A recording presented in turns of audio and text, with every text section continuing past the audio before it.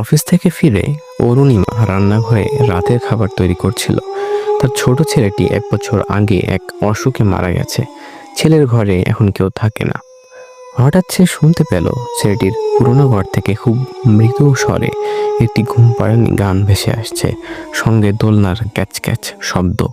অরুণিমার হাত থেকে খুন্তিটা পড়ে গেল। সে প্রথমে ভাবল হয়তো ভুল শুনেছে, কিন্তু শব্দটা আরো স্পষ্ট হলো। গানটি ঠিক সেই সুর যা সে প্রতিদিন তার ছেলেকে ঘুম পাড়ানোর সময় গাইতো। ভয়ে পা দুটো যেন জমে যাচ্ছিল। ধীরে ধীরে সে ছেলেটির ঘরের দিকে এগিয়ে গেল। দরজা সামান্য ভেজানো ছিল। সে যখন দরজা ঠেলে ভেতরে তাকালো, তখন সে দেখলো ঘরের মাঝখানে রাখা খালি দোলনাটি মৃদু মৃদু দুলছে, আর গানটি আসছে দোলনার ঠিক তলদেশ থেকে। ঘরের মিউজিক বক্সটি ভেঙে পড়ে আছে, আর কেউ সেখানে নেই, কিন্তু দোলনাটি দুলছে। আর গানটি শেষ হওয়ার পর একটি শিশুর কান্নার শব্দ ভেসে এলো, যা মুহূর্তের মধ্যে দোলনাটির নিচে মিশে গেল।